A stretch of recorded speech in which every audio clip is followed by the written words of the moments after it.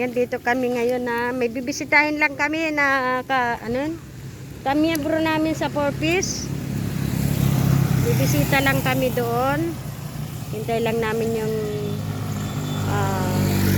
parent leader namin. Bibisitahin namin si Maria Elena. Nandito kami sa bundok.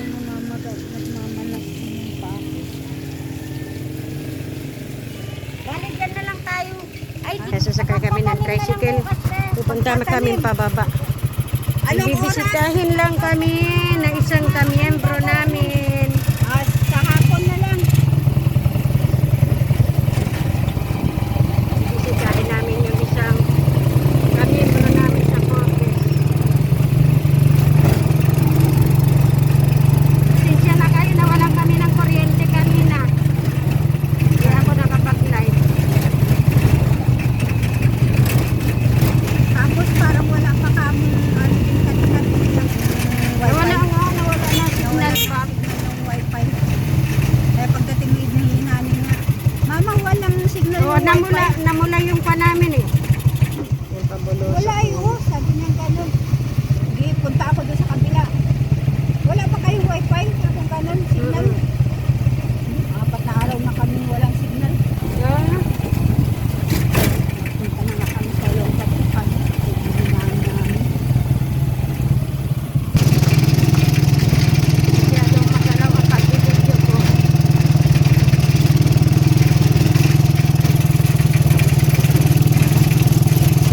Kasi kami mga miyembro ng Porpis ay nagambag-ambag kami ng 60-50 para lang may maibigay doon sa kamiyembro namin na may sakit na si Maria Elena Heraldo na ngayon daw ay hindi na makatayo.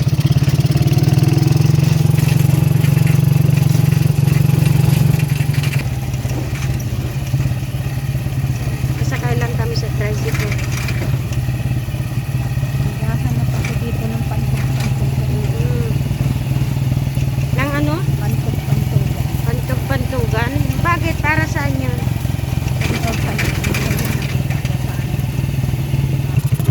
Yan, dito na kami sa kwan. Dati dito sila nakatira, oh.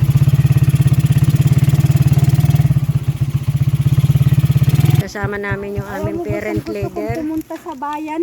Hmm? Dyan sa tabing dagat, maligo sa dagat kako. Ang tagal ko nang hindi naliligo sa dagat. Ayan. Papunta na kami. Ay, alas 4 na. Alas 4 na. Gabi.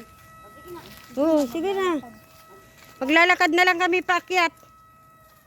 Pagkuhan tawagan mo lang. Wala. Ayan yun yung bahay nung may sakit. Isang miyembro namin. Ito nakakuha na. Ito yung parent leader namin. Uwi ka na, salamat. Yan, akyat kami doon.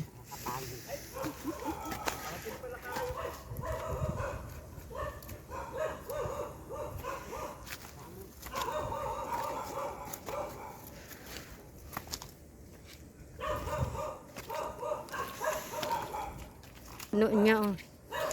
Ang ganda ng mga tanim niya, oh. Kaso nagkasakit naman siya. Masyadong sipag din. Yan ang kakuanan, ano.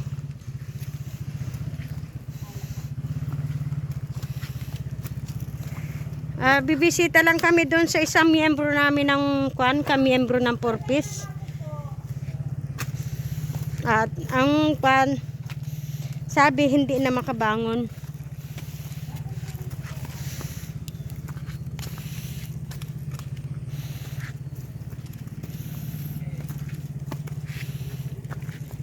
Ayan. Ito pinatira lang sila dyan sa bahay na yan. Na ang gaganda ang tanim, ah.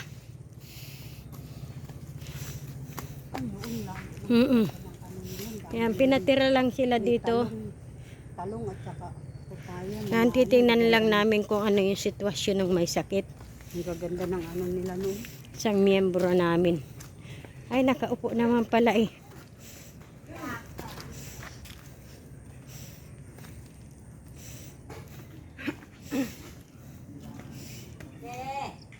May aso? May aso, may aso. Hindi mangangagat to? Makon eh. Kaya-inject ko pa naman sa aso. Ayan. Dito na kami. Ay, hello.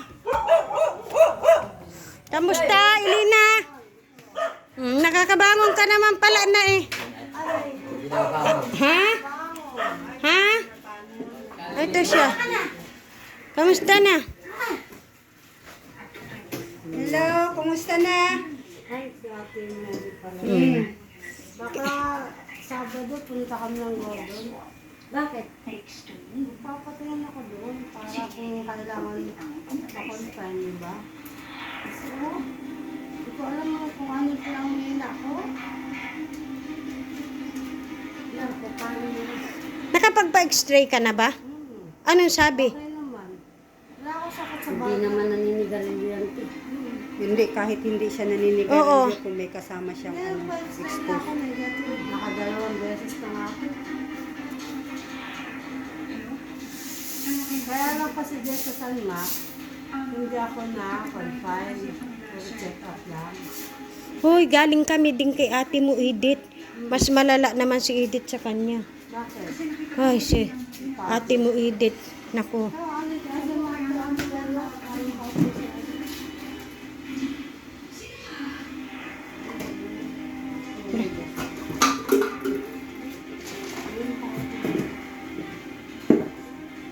May nalikom kaming kaunting halaga. Oh, makakatulong na yan. Oo, makakatulong na yan. Ayan. Bagay. Nag-ambag-ambag yung iba, wala pa kasi hindi pa sila, wala pa. Pag nagbigay sila, iaabot namin yan. Ayan, malaking tulong na rin yan. Ah, kasi sa panahon niya, Oo. pag nagkasakit ka, pero... Meron na nagpundot ka na? Kasali pa ba? Nagpindot ka na? Ganun na. Oo. Ayos yun. Kaya nga kami Oo. punta ng Gordon. Oo. Kahit saan may pang-hawak akong pera. Hirap. Dahil ko ng pagamutan na pinuntahan. Nasubok nang nakipabunan. Sana nga doon ako Ha? pupunta eh. Nasubok niya. Si Edith doon dinala. Hmm. Ininjectionan lang siya. Okay na siya. Ayun, Bakit nakakakuha ano na. ba nararamdaman mo? Parang mahina yung katawan mo. Oo, para ko na sa pagod. No? Kasi yan, baka mahina ang baga mo. Hindi naman. Hindi. Nakakatulog naman ako maayos. Hindi ako inuubo. Di ba pag may baga, pag nahiga ka, buka na ubo? Oo. Hindi naman. Ano lang? Nagmamanas ako.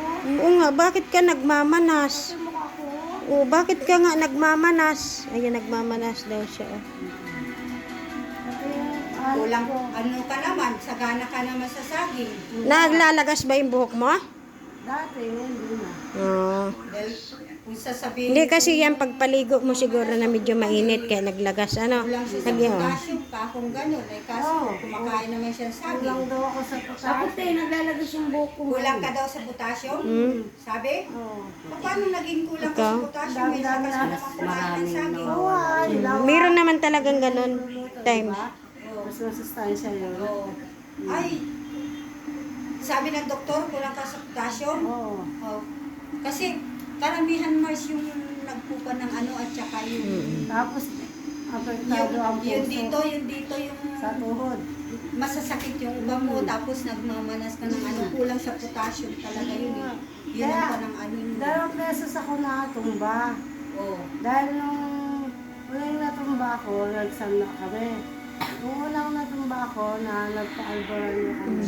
Hindi ako nagpa-sanda, hindi ko pinagamot. Nung pangalawa natumba ako dyan, nagpadala talaga ako sanda. Dahil, baka, nahihilo ako eh. Pero hindi naman ako nasusuka.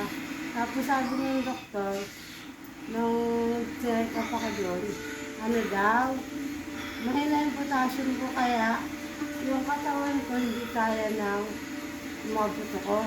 Kaya nga madalas ako daw, nanghihina, matutumba pag walang kakapit sa'yo. Hindi siya balance. Ganyan talaga pag kulang sa potassium. Mm. Tapos yun, Konektado daw sa puso yun. Kailangan din magkakain ka ng kabong. Mm-mm. Sabi. Konektado daw sa puso yun. Diba? Kaya sabi nila, wala ka naman sakit sa atay. Di ba gumaling ka na? Nagpakabinat ka siguro. Nagtrabaho ako, diba? Kaya ano, sa ating walang pakialam. Nakuha ka ba ng ano? Na, Iinom ka ng buli? ano na? Ay, ituloy-tuloy mo. Tuloy ipaligo. Kaya kasi magkasikaso. Yung mga anak ko nagtatrabaho. Hindi, yung nilaga na yon hanggang kwande, may nilaga ka. Ilagay mo sa isang 1.5. Ngayon, pag gusto mong uminom, dagdagan mo lang ng mainit na tubig yun. Paligo ko. Oo. Ikaw maganda yung sabihin natin. Alam mo yung ginagawa ko doon, pag nakalaga, ininom ko. Tapos yung pag Kasi baka nabinat siya. Kung kaya mong ano magsuob, pasuob ka. Eh baka naman nagsusuot ka pagkatapos nagpapahagad ka. Oh, hindi pwede yun na mas lalo kang makupan. Kasi nga, katabi ko yung bunso. E para kami, Ay di wag ka muna magpaano ha, tumabi sa kanila. pwede mo lang electric pan. Huwag ka munang pumunta kasi talagang kailangan yung pag nagsuob ka, maghapon. Saan ka ba kinuwan? Saan ka in-x-ray? Sa, ano, sa buwan. Saka sa Sanma, 2 beses. Wala naman daw. Paano ka? Suob yan. Kaya ka, nagsusuob ka, nagpupang ka. Pag nasumpit ka ng hangin, mas lalo pa yun, delikado. Kaya nga, Para kang manok na nangisay nun. Tapos, tuwing umaga naliligo ka. Alam na, ayan. At malay mo, may magandang loob na kwan, Ilina. tulong. Oo, di ba?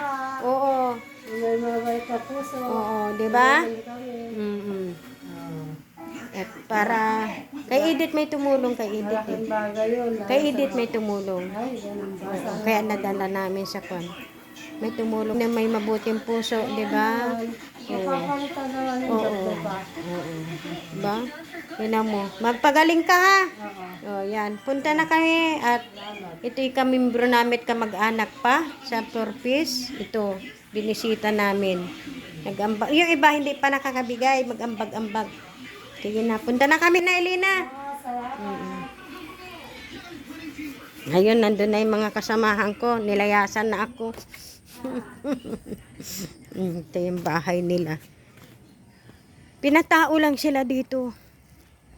Bantay kwan sila dito sa kwan na ito, lugar na ito. Sila ang pinabantay. Dati yung bahay nila yan o yung kubo-kubo. Pinaakyat sila ng may-ari ng lupa dito. Pinaakyat sila ng may-ari ng lupa dyan dahil nga may sakit. Tumutulo na yung bahay nila. Ayun yung bahay nila na yun oh. Yan. Pababa. Kasama namin yung parent leader namin. Yun na, uuna na yan. Siya may dala ng pera na inambag-ambag namin. Mga miyembro. Ayan, madadaanan namin yung dating bahay niya. Pinaakyat lang siya doon. May papaya, oh. Ilina, may papaya sila, oh.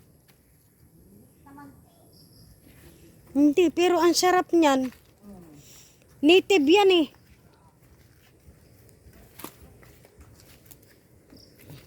Hindi, sa bahay, may gaganyan lang oh. Oo. Kaya lang, hindi naman makuha. Sabi ko, mamitas ka nga ako ng papaya.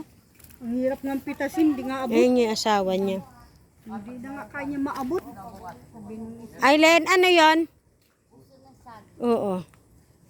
Ito yung asawa nung nung may sakit. Ayan. Yan, dati dito yung bahay nila. Sa baba.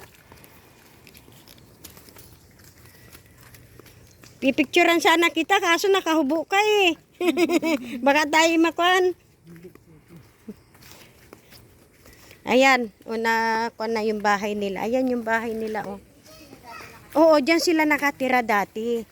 Ngayon, yung may-ari ng lupa, doon na sila pinatira sa taas. Ayun, oh. Nga naman. Eh, ikaw nga naman. Mamaya. Pero may tubig yata yan dyan. Ayan o, lakas ng tubig. Oo, ayan, may tubig sila.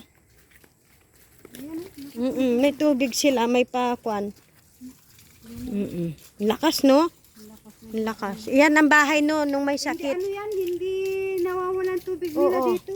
Hindi katulad dun sa atin. Ito yung bahay nung may sakit, pinakyat lang sila doon. Pag tag-ulan, Ayan. ay pag tag-araw, wala na. Wala na yung mga papag nila, inakyat na doon sa taas. Ang ganda sa lugar na ito. Masipag din yung magtanim-tanim, o tinan mo mga tanim niya saging dyan. Kaya may mga malalaking puno. Dito kami ngayon. Kanina nawalan talaga ako ng... Ako, ang dami niyang tanim ng panoon.